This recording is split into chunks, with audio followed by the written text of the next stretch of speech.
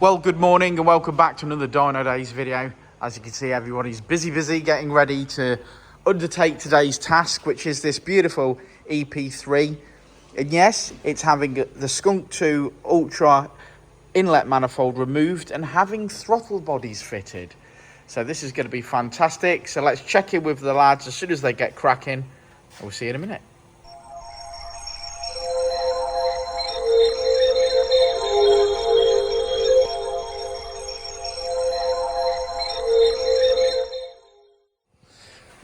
Looking eager this morning, Richard? Yeah, sort of looking forward to this one, to be fair. It's something a little different. Yeah? I think the mapping will be a bit more complex and a bit of a nightmare, but I'm looking forward to the application of getting the ITBS in this car. So, starting point is, I think Joe's going to whip all this original inlet manifold off, yeah, and the original induction kit off, so we'll get all this out of the way first. Because most of the time in this workshop, we're fitting aftermarket parts like the Skunk2 exactly, manifold. We're fitting induction kits, we're fitting manifolds. And it's unusual that we're taking one of these off. Yeah, this is going to get removed. So we're going to remove the inlet manifold, remove the fuel rail, remove the induction kit, remove the throttle body.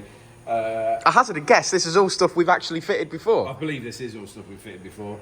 Yeah, so we'll get all this off. Once we've got that off and we've got the new setup sort of built up and sort of ready to go, we'll have you back and we'll talk about where we go from there. All right, I look forward to it. Well, there's nothing in this area here, so that must mean there they are. Look at them, Richard. Yeah. Don't come built up as much as you might think. So there's a little bit of build assembly. Yeah, a little bit of assembly, a little bit of a build up. To do with this. So it's not massively complicated, but the linkages don't come on, so you have to set all the linkages up. There's not really any instructions. I know we've talked about this a million times before, and sometimes like just 3 or 4 pictures in a thing, even if there was no write-up, would have just made certain things a lot easier. Well, let's explain to peeps. Well, it's not so much that. I don't really want to get into that massive side of it, but in the sense of like, basically just like, it's like they give you this bracket and it's just in a packet. Well, it doesn't show you where it bolts to or where it fits. And I understand, like, from our point of view, it's not really a massive problem, you just figure it out. But what I'm saying is, for a DIY guy that's just expecting to put this on his drive, it doesn't really explain what this port is. It doesn't say where the bracket goes. It doesn't say where this part goes, you got another bracket for the idle speed control valve. It doesn't say that needs to be mounted to the engine, not to the throttle body. So you're looking at the throttle bodies thinking, oh God, well, where's that got to fit then? And certain other things fit.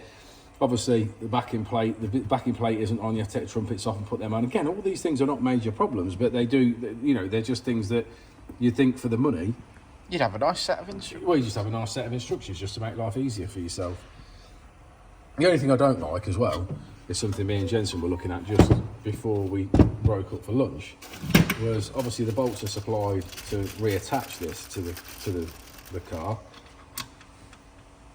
Yeah, I can see how that could be a pain in the arse. Yeah, and you can't get them in there. And also, assuming you did even get them in there, what would you get on that to do it up? Being an Allen key. It's, sometimes I think, but then you think to yourself, oh, we'll take these off then. So you could undo these clips and you could take these off. And it would probably make it easier to do it up. But it's not necessarily, then you've got to get these back on and get all these clips on underneath when it's underneath in the way. So that's going to be something we're going to have to figure out as we go. That may end up being the case. We may end up having to take them off to get the bolts, 1 in and 2 obviously in and tight. So we'll have to have a look at that. But we'll report back on that. Okay, so I'll come and find you in a moment when it's all when it's magically found its way into that hole there, as if by magic. Yeah. Well, doesn't that look lovely? It does look lovely, Richard. I know it wasn't as... Yeah, it was definitely... if you were thinking you were fitting this on your drive at home, I think there's... Perhaps not. Perhaps not, no. The main bit that's really fought us this afternoon when we've come to put this back together is basically underneath you have, for the idle control valve, you've got 5 ports across the bottom. And basically that runs across, and as you can see here, it runs across and comes into this. And it's got these ports on that you can see here. But those ports screw into the bottom of the inlet manifold, but the 3 Allen key bolts also go through the manifold to the head. They're obstructing that, so you have to take 2 of them out and leave all of the ports down with these clips off. and these ports sort of out of the way, so you can get the 3 bolts done up, then put the 2 ports in and screw them back into the inlet manifold, which really is no room to do that. Put all then 5 ports, 5 pieces back on, and then try and get 5 clips on underneath in a gap that you can't see, and then get them on. That has been absolutely by far the worst part of the installation on this car. Even with Jano's hands? Yeah, even with Jano's hands. Absolutely the worst part of the installation. Some of the wiring, obviously, we've moved and we've tidied up and put it so it looks nice and things like that. That for me is like what I expect to have to deal with. You know, tidying up wiring, moving stuff, doing whatever. Don't have a problem with any of that. But what I'm explaining is this isn't an easy fit. It's a case of having to know exactly what you need to do first to then, like if you were doing a second one now, you'd obviously be able to do it quicker. Yeah, methodical. Be more methodical with it. But yeah, as a first set fitting, it's not I wouldn't describe it as a DIY fit. Okay. Well, I have heard it fired up and it does sound lovely. It does. We have had it running, so... next step, up on the dyno. Yeah, I think so. Let's do it.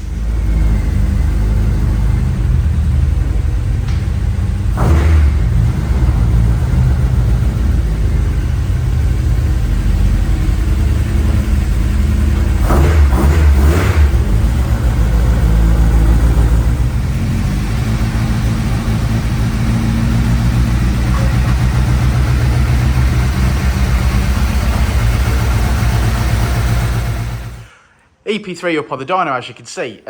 Richard, we're a couple of days since the last part of my video. Yeah, to be fair, we got so far and we got everything established. I think we covered under the inlet manifold and struggling with the bolts, everything else in our previous clip.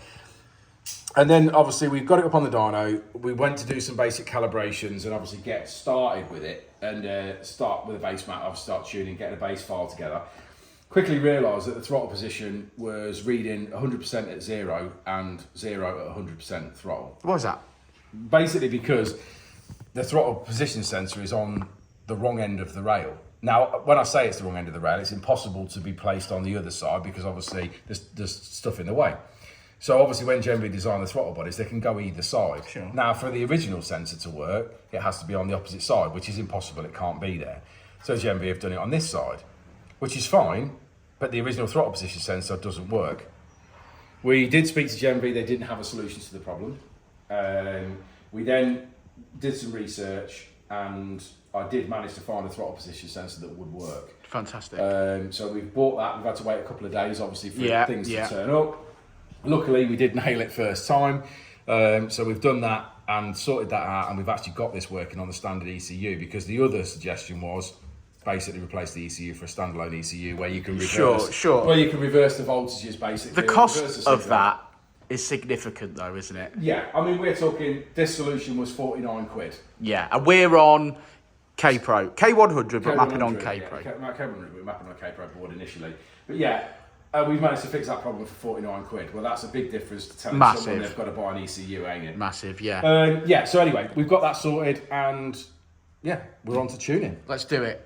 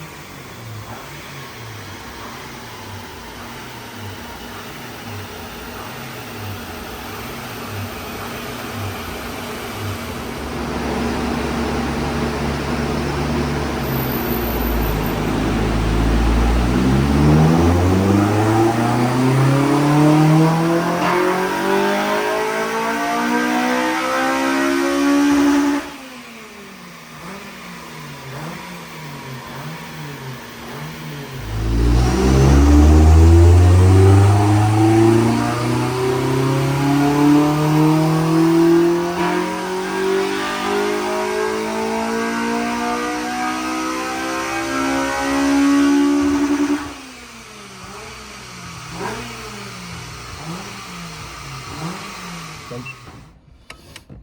Well, the end of the video, or very close towards the end of the video. Yeah, definitely. We've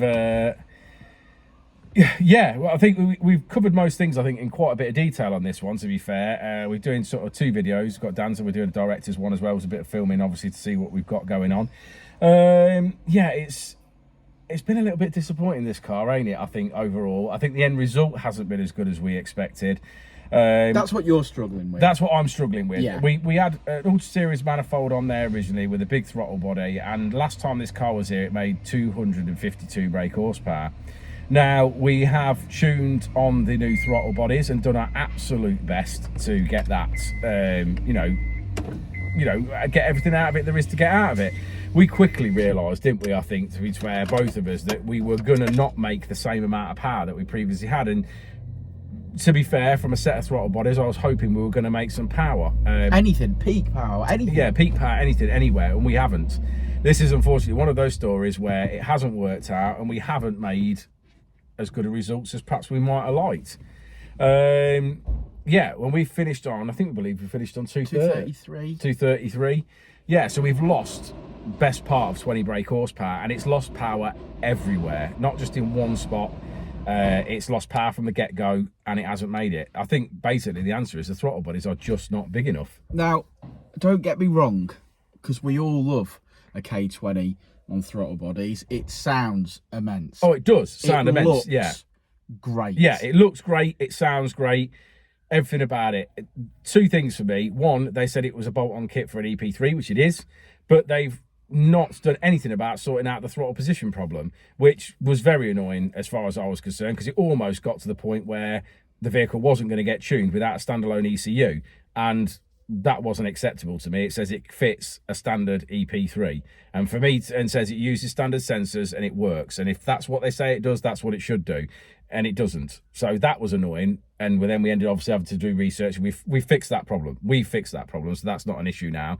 But that should never have been an issue in the first place, as far as I'm concerned. And then we've done it, and over an Ultra Series manifold with a throttle body on, it's lost 20 brake, which had a Dynodaze induction kit, didn't it?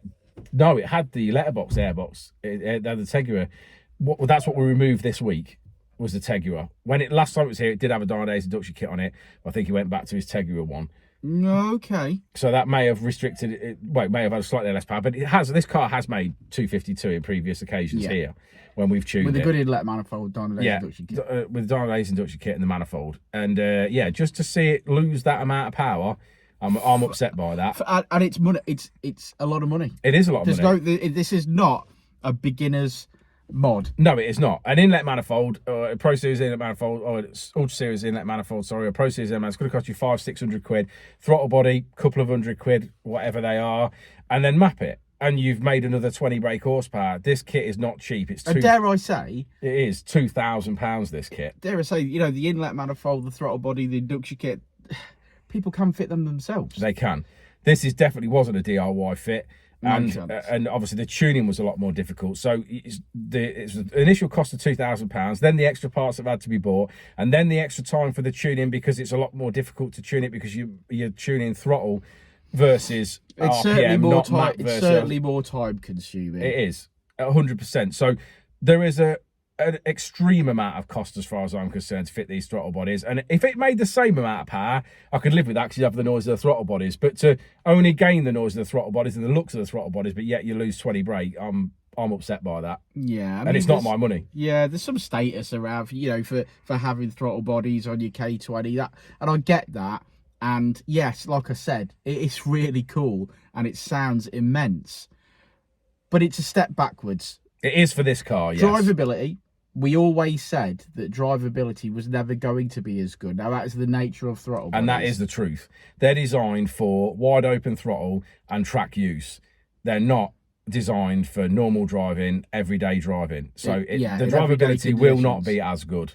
Yeah, and like I say, the step down, the backward step in power really do, and that's why you feel defeated. That's why I feel defeated with it. Yeah, it's because it feels like I'm looking at the graphs And you know, from the first couple of pulls that we did, as you start dialing things in, you could see it wasn't. It wasn't going to make it. No. Yeah. So sure. you know, and all of the tuning is done, and it's got some good mods on it. You know, it's got a good exhaust system. It's got a good manifold. Oh yeah, it's got everything so it needs. It's got all these things, and It's when you normally tune, we're always say you look for a restriction, you fix the restriction, you move forward. The car always leaves with more power. Unfortunately, this time we've fitted a modification and took a big step backwards, and because they are the restriction. Yeah, they are the restriction because it's the only thing that's been changed. Yeah, so very disappointed, I feel. But an honest video, and this is what we're trying. This is what we're trying to achieve here. Our mandate is to fit and map what the customer has asked us to do, which we have done. Supplied us with, and we've done that. He supplied these parts, and we've mapped it, and we're happy with the work that we've done. But like Richard says, a little bit deflated because we wanted to see more power. We've not made it, and there you go. And like I said, that is the nature of our YouTube channel in some respects. You get great days, you get great results. You get bad days, and sometimes you feel like you've took a step back. Yeah. Well, let's have a look at that graph. Let's look at this graph. So red line is as she came in, blue line is as she leaves. We finish on 233 brake horsepower, down from 252. Down at the wheels, torque is down also. I mean, yeah, come on. They look cool. They look really, really cool. And they sound immense. But that's all from Dynodaze today. So like and subscribe and all that jazz. And we'll see you on the next one, won't we, Rich? Well, indeed. I said it before and I'll say it again. Life moves pretty fast.